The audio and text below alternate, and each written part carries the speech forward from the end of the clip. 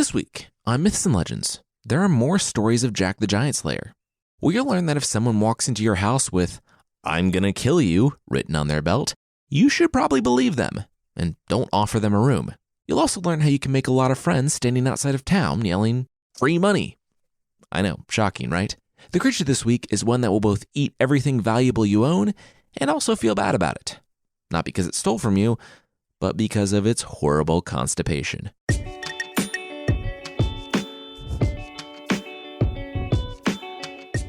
This is Myths and Legends, episode 157, Giant Problems.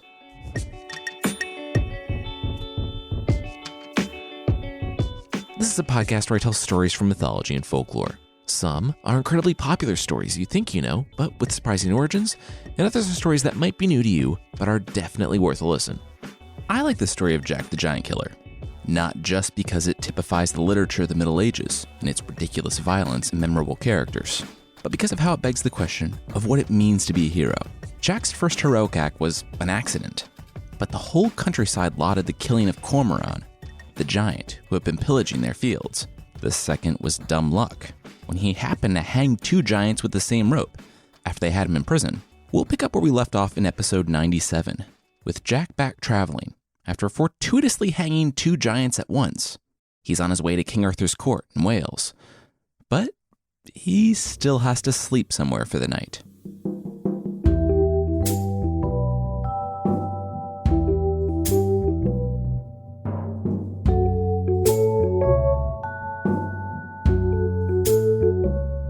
You know, I'm not telling people how to murder.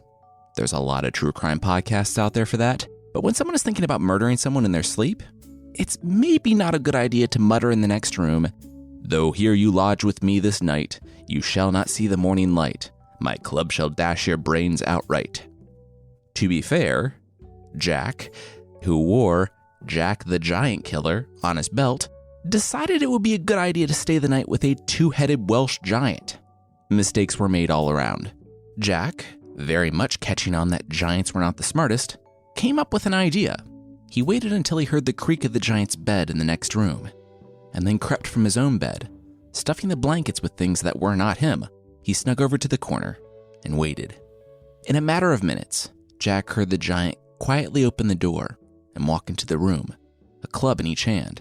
Both of the giants' heads looked at each other, grinned, and brought the clubs down hard on Jack's bed, not stopping until they heard the satisfying crack of what was surely Jack and not a heap of their belongings, because they couldn't whisper to each other despite literally being inches away.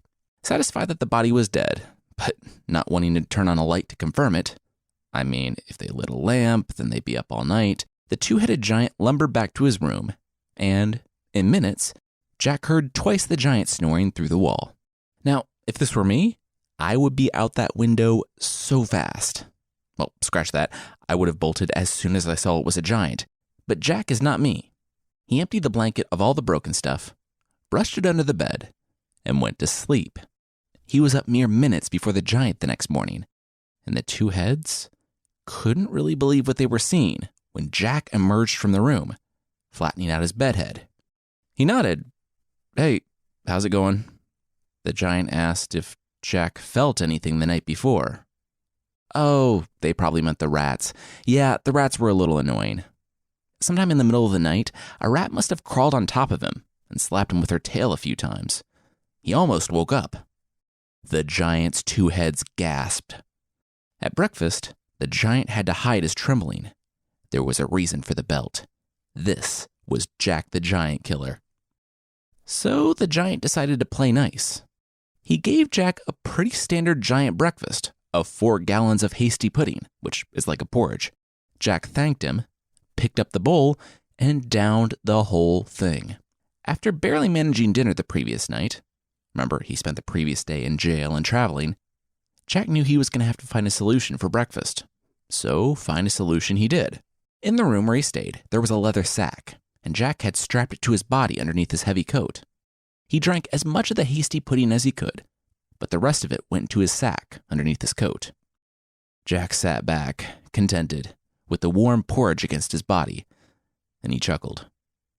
He sat up. "Hey, did the giant want to see a magic trick?" The two giants looked at each other and nodded. Yeah? Who didn't? Jack shrugged. Fair enough. Jack found his hunting knife in his bag, handed it to the giant to have him see it was a real knife, and then Jack jammed the knife into his own stomach. He screamed, the giant screamed, and the porridge spewed out onto the floor and table. He, of course, hadn't actually stabbed his stomach. He just stabbed the bladder of 3.5 gallons of porridge underneath his coat. Jack paused to take in their screams and laughed. The giants stopped screaming and looked at Jack, laughing. And they asked, how did he do that? Jack smirked, setting the porridge-coated knife down. Magic. The giants were in awe.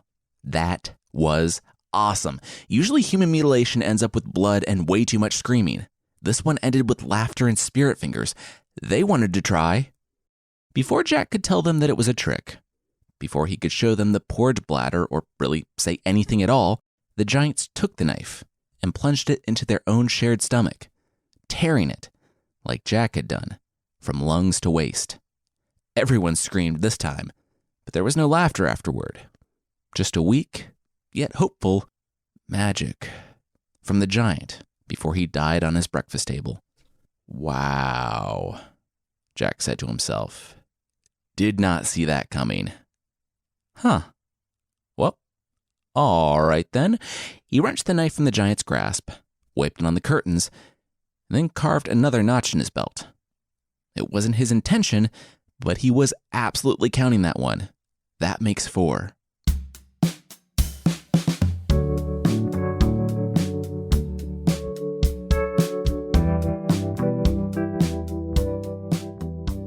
Real quickly, we're going to cut to King Arthur's court.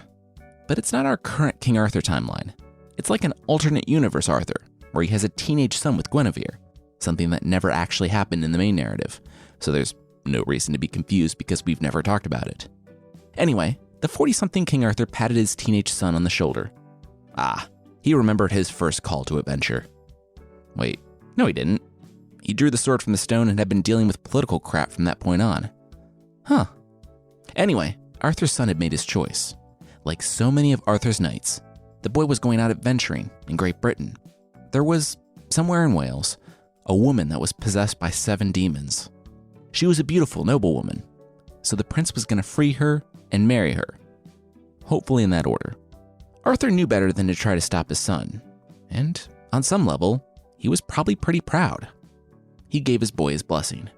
Unlike Arthur's knights, however, his son was not a light packer. Instead of a small saddle pack and squire, Arthur's son went with a horse to ride and a horse packed with gold. Very discreet and safe way to travel the medieval British countryside. When he arrived at the first village a few days down the road, excited to be out and more than a bit weary from lack of sleep, he found a vast crowd of people dragging someone up to stand trial. When Arthur's son saw who or what it was, he facepalmed. It was a corpse. They had arrested a man after he died for the large sum of money he had owed in life. The prince shook his head.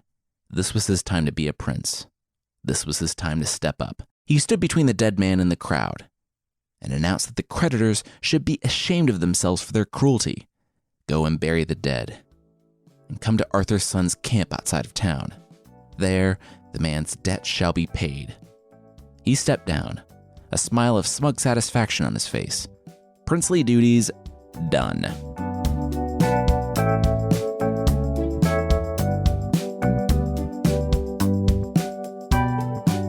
As Arthur's son looked on his last 2 pence, realizing that maybe he shouldn't have announced before the town that there was free money for anyone willing to say that the dead man had owed him something, because, as it turned out, the entire village was willing to say that. By the time he realized it, he couldn't go back on his word. The villagers would have to answer for their dishonesty someday. But the villagers, arms weighed down with gold, were more than willing to take that chance. Hey, Arthur's son heard from the mouth of the tent. He looked at the 2 pence in his hands. Did the dead man owe you money too? No, the young man at the entrance said. The prince stepped out of the tent to see a young man, about his age, wearing a coat with flecks of dried porridge on it, and a belt that said, Jack the Giant Killer. Jack said that he was honored to meet the prince, but then Arthur's son cut him off. "How do you know I'm the prince?" Arthur's son asked, next to what remained of his silk tent and horse that had been used to exclusively haul gold. "Well, for starters, you're not covered in Look, it doesn't matter. I'm not here for your money," Jack informed the prince. He was here to tell the young man that it was an extraordinarily bad idea to give away free money to the village. The prince sighed. Yeah, he had figured that one out. Jack said that he had been on his way to King Arthur's court to pledge himself to the legendary king. But this had been a fortunate meeting.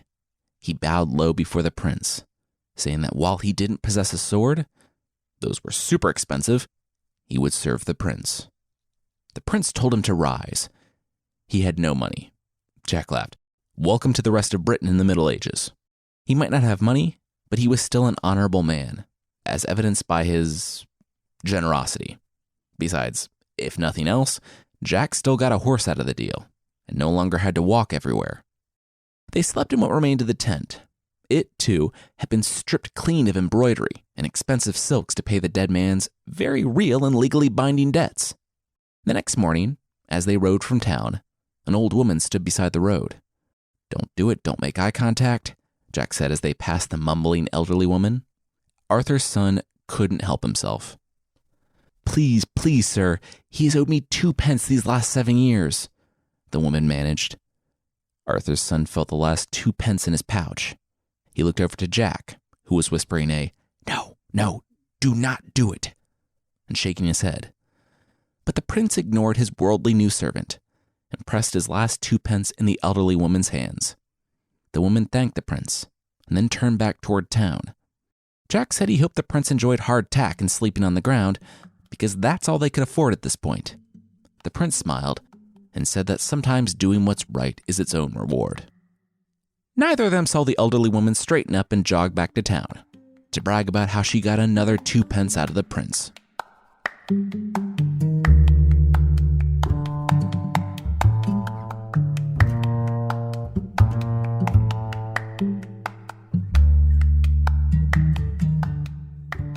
Are you sure this is a good idea?" the prince asked Jack as they looked on the giant's castle in the distance. They had no place to sleep that night. Not even a tent big enough for both of them. There were rumors, of course, of a giant nearby. And so Jack said that they should stay with him for the night. "That seems super dangerous," the prince said, staring off into the distance. Jack nodded. "Oh yeah, absolutely. But honestly, it always seemed to work out for him." He told the prince to hang back. He'd go check it out. Arthur's son yelled out, asking Jack what he was going to do. Jack threw up his hands. He had no idea. He'd figure it out on the way. Hey, you home?" Jack yelled as he pounded on the door. The giant, with 3 heads this time, popped them over the wall. "Who was it? Someone he could eat?" The giant laughed. He was joking, of course. He would eat anyone. "It's your cousin Jack. Come on, bud." The giant grew wide-eyed. "Yeah, hey, Jack. Jackie boy, long time no see. Yeah, it's been what, like 10 years? When was the last time our family got together? In that castle we took ridiculously easily and then lost somehow more easily?" Jack reminded the giant, not at all making it up as he went along. The giant smiled. "That's the one. How's it going?" Not great, bud." Jack barked and glanced behind him. "You know King Arthur, right? The one with the sword and stone and the knights and the moral ambiguity? Yeah, his son is on his way here right now. He's passed through the area on some war at the head of an army, and if he sees the giant, he won't stop until he takes back the castle." The giant started hyperventilating with 3 heads. Why did the humans hate them so much? Was it because they were so tall and good-looking? Jack shrugged. That or because they constantly butchered and ate humans. Definitely one of those 2 things, though. Anyway, he broke away from town as soon as he heard. They were family, after all. The giant thanked Jack and asked what he should do. 20 minutes later, Jack was pushing the lock on a massive vault in the basement as the giant sat huddled in the dark. Jack wondered if the giant had enough air in there to last the night. But on a deeper, more personal level, he truly did not care.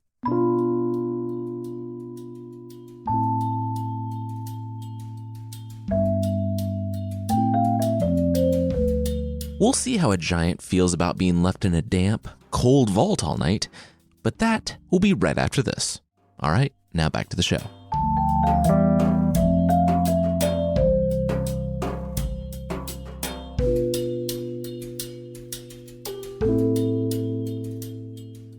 The next morning, when the prince was out of smell range, something really important for giants, I guess, Jack unlocked the door and freed the giant, who gasped in the morning air and thanked Jack for saving his life. Jack waved his hand. Not so loud, please. The prince's army, had found the wine cellar and had probably too much. They had massive headaches this morning, and could the giant ease up on all the hugs, please? The giant said that he owed Jack his life. What did Jack want in return? Jack was about to say a free hotel with all-you-can-drink wine was nice, but then he remembered the sword, cloak, cap, and slippers, which hung on the wall over the giant's bed. Those, Jack told him. The giant replied that Jack knew not what he asked. The cloak will make you invisible. The cap will tell you anything you want to know. The sword will cut anything in half, and the slippers will take you anywhere you want to go in a second. Jack cocked an eyebrow. And that was supposed to dissuade him? The giant owed Jack his life. Go get those things now. So, Jack the Giant Killer finally let a giant live. But only because that giant basically turned him into a superhero. And sleeping in a damp, cold vault all night had given him a cough that no amount of medieval leeches could cure.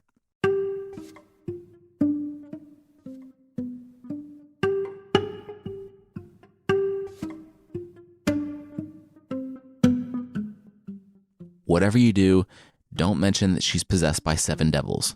It's a sore subject, the prince whispered to Jack as the woman led them into the castle. They had found it before nightfall, and she had invited them in.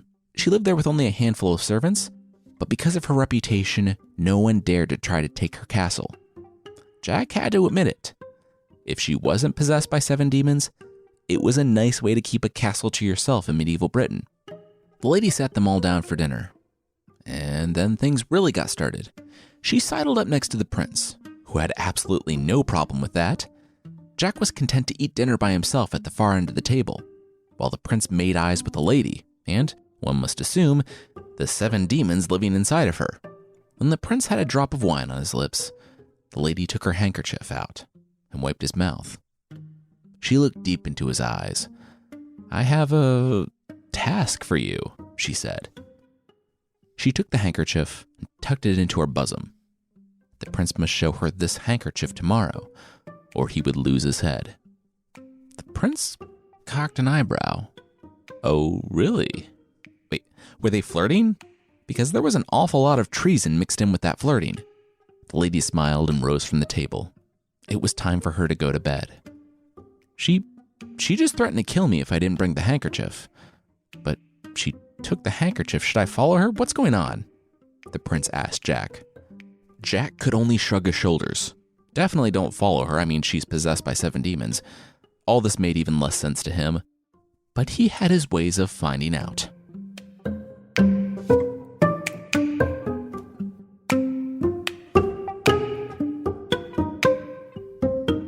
Minutes later, as Jack watched from the safety of his invisibility cloak, he saw the lady rise from bed and just stand there in the darkness of the room, staring at the wall. If you think this paranormal activity stuff would faze Jack, well, the guy had faced death multiple times at the hands of giants. This was just gimmicky.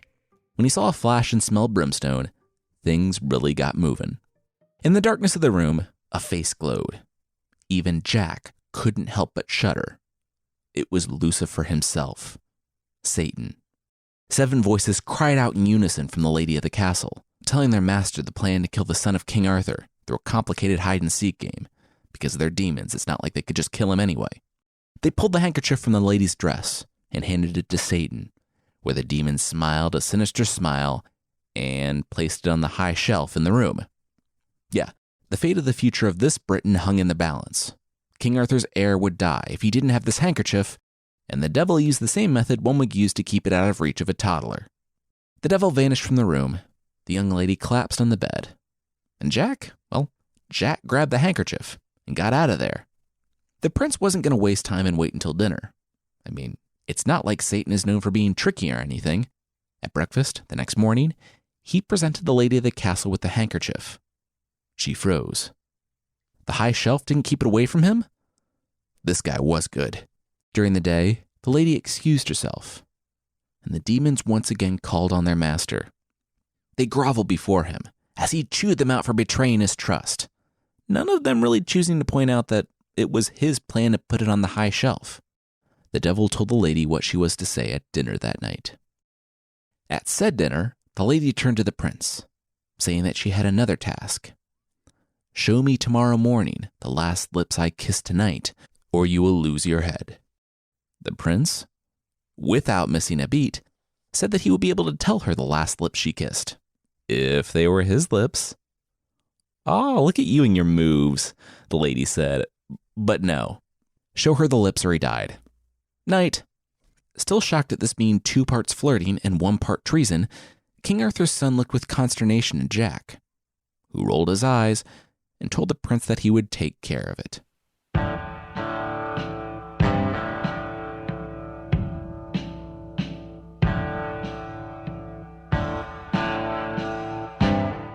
"You want lips?" Jack shouted through the door at 4 a.m. "Because this is how you get lips." After the prince opened the door, Jack pushed his way through and slammed Satan's severed head down on the table.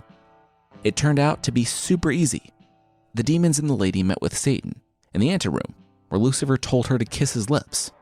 The demons did it, and then left the room. It was then that Jack used 3 of the gifts of the previous giant at once. He was already wearing the cloak of invisibility, and he used the slippers to transport himself right behind Satan, and he raised the rusty sword that would cut anything in half. In less than a moment, Satan's head thudded to the ground. Arthur's son stepped back in horror. What was this? Was this actually Satan's head? Like, what were the wider theological and supernatural implications of killing Satan? Like, the book of Revelation, is that... Jack waved his hands.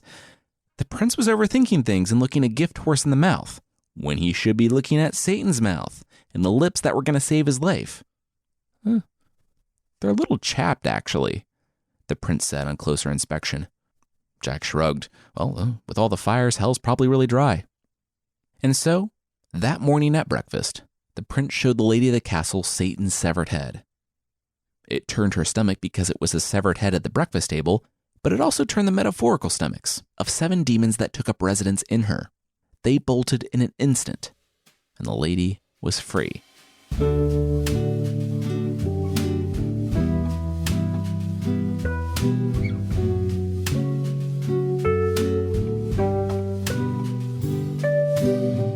Killing giants before the gifts had been too easy. Shooting fish in a barrel would actually be more difficult. But he was Jack the Giant Killer, and he was bored. Jack had escorted King Arthur's son and the lady of the castle back to Camelot, where he was the best man at the prince's wedding, and became a knight of the Round Table to boot. Almost immediately bored of the night's drama, and more than a little unnerved by some doofus named Yvain, who kept a lion as a house cat, Jack left to do what he did best: kill giants. It was, after all, embroidered on his belt. He had tracked the giant to a clearing, where the creature sat on a log. Jack sat not 6 feet from him, saying that it wouldn't be long before he had the giant by his beard. Jack actually missed it first and cut the giant's nose off. It wasn't until the second try that the giant's head came crashing down. When Jack went to the giant's lair, he freed all the captives the giant was fattening up to eat and added more chests of gold to his personal fortune. It was cool, he supposed. And things continued like this. He killed Thunderdell in the Northern Dales, the 2-headed giant that was driving all the farmers and peasants from the land like chaff on the wind. Jack took off the invisibility cloak and led the giant to a bridge that Jack had weakened. The giant dropped when he found the broken plank, and he was being held in place by only his 2 heads. When Jack relieved him of those, the giant crashed to the valley below.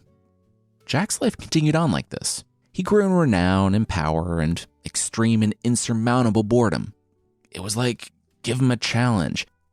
He killed 2 giants with nothing more than a length of rope and his wits. He had cut off Satan's head. Nothing was difficult anymore. And then he heard about Galligantua, the largest giant who ever lived, and his friend, the wizard. Jack heard the story of Galligantua when someone walked up to him in a tavern one night, asking if he was Jack the Giant Killer. Jack pointed to his belt, now overrun with notches. I don't know. Was he? The man dropped to a knee and begged the giant killer for his help. Up on the hills to the north there was a giant, Galligantua. He had teamed up with a sorcerer. They turned every knight who went to that castle to try to kill them into animals. Jack set his beer down. Did the peasant think that they did that because knights were coming to their home trying to kill them? The peasant didn't understand the question. Giants were always evil, and knights were always good. Whatever, Jack said. He'd do it. The magician element might actually make this kind of challenging. They had very high intelligence. Jack finished his beer, took off his boots and hooked them on his pack, and slipped on the slippers. He thought about the dark, creepy castle on the hills to the north, and in an instant, he was before the castle gates. Oh, shoot, he said, throwing on the invisibility cloak over his shoulders. The griffin sentries at the top of the walls almost spotted him. That was a nice touch, you know. This might actually be a challenge. Seriously?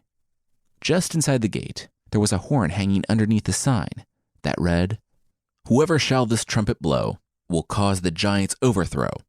The black enchantment he will break, and gladness out of sadness make." Jack nodded and unhooked the trumpet. Well, this was just great. If you have a trumpet that will break all your enchantments and overthrow you, don't leave it hanging by the front door with a red sign that says exactly what it does. This wasn't even a rookie mistake. And yeah, that's exactly what was there in the original story, and I have no idea why. It's not only a massive strategic mistake on the part of the giants, but it's just kind of bad storytelling. Anyway, we're committed to this to the end, so here we go. Jack might have liked a challenge, but when the enemy hands you the self-destruct codes to his base, you take the win. Jack blew the horn, and the castle shook. "Mr. Wizard, I don't feel so good," Jack heard as he walked to the next room to see Galligantua stumbling toward the magician's arms. Jack strode over. He could fix that for the giant. He lopped off the creature's head before the creature disappeared from existence. Jack turned to the sorcerer, whose gaze shifted from shock to anger to fear. Jack raised his sword, but it was met with a whirlwind to the chest, and he was slammed into the wall of the castle behind him. In the next moment, two things happened. The wizard, with his magic, disappeared in the blink of an eye to a faraway land, forever beyond Jack's reach, and the castle wall Jack was resting on dissolved behind him. The evil castle was no more. All the animals that had been kept in their cages turned back to knights, and the whole group found themselves on a green hill. In beaming sunlight, the enchantments on the castle were broken. It was over. And by over, I mean completely over. I guess the giants weren't sticklers for punctuation, because the sign that read, "Whoever shall this trumpet blow will cause the giant's overthrow," with giants being apostrophe S, the singular possessive, really should have been the giant's S apostrophe, the plural possessive. Because when Jack blew the trumpet, giants turned to smoke and vanished from the British Isles forever. A couple things. I really hope someone went to their respective lairs and let out the humans they all kept in cages for food. And two, the giants really should have kept that trumpet in a different place. I mean, even a simple lockbox would have been better than right out there in the open, with a sign telling exactly what it would do. So, Jack retired. It wasn't just knights in the castle either. There were a handful of women. On his way back, he escorted the Duke's daughter, and the pair fell in love. Giant attacks being a massive problem for his kingdom, King Arthur agreed to the marriage. And Jack the Giant Killer married the daughter of the Duke of something, and when the time came, Jack became the Duke of something. Married with a castle, lands, and children, Jack was happy. He might have been a duke, but there was one title he would always go by: Jack the Giant Killer. And if you live in the British Isles and haven't been attacked by a giant, you can thank Jack, or just the really poor placement of a trumpet.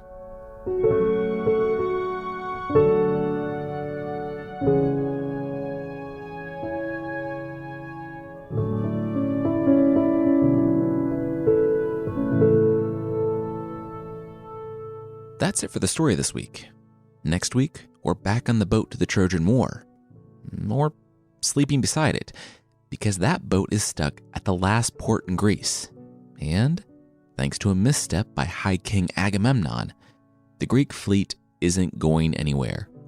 There is one thing that Agamemnon could do to get things moving again, but he just can't bring himself to do it.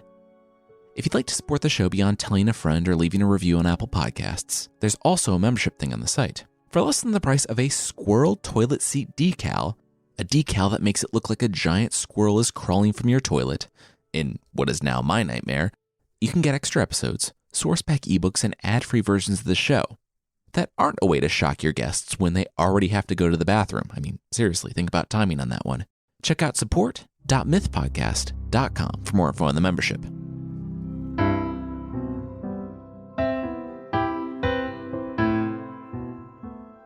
The creature this time is pixui from China. Pixui was one of the Jade Emperor's favorite sons. If you remember from the Monkey King episodes, the Jade Emperor is one of the supreme beings in Chinese mythology. Pixui was the 9th and youngest son and was allowed to go anywhere and do anything in the house. Well, one day, snooping around in Dad's office, Pixui broke the official seal of the Jade Emperor, a tangible representation of the Emperor's power. What did the Jade Emperor do? Did he realize his need to set boundaries with a spoiled child? Use this as a teachable moment about responsibility and consequences? Turn his child into a monster without a rectum? If you picked option number 3, you would be correct, because the Jade Emperor, according to the texts I've read on this, had a hilarious sense of humor, because after he changed his son into a monster with no rectum, he decreed that his son would stay like that forever. Oh, and also because he broke heaven's laws, aka Dad's law, he would also only be able to eat representations of wealth, so gold, gemstones, precious metals, and the like. But remember, he can eat things, he just can't expel them. So Pixui lives in a state of constant constipation. There are also versions where he drinks demon blood, so he rids the land of demons, but the result is still the same. The demon blood turns to riches inside of him, and he still can't get rid of them. Despite this odd backstory, the pixui has apparently been adopted as a lucky charm.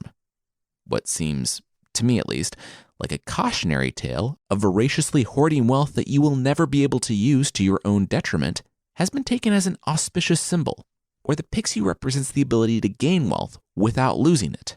Facing outward from a door or window, the little pixui statues are supposed to attract wealth to your house.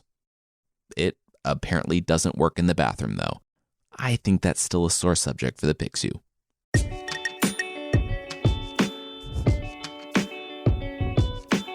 That's it for this week. Myths and Legends is by Jason and Carissa Weiser. Our theme song is by the band Broke for Free, and the Creature of the Week music is by Steve Combs. There are links to even more music in the show notes. Thank you so much for listening, and I'll see you next time.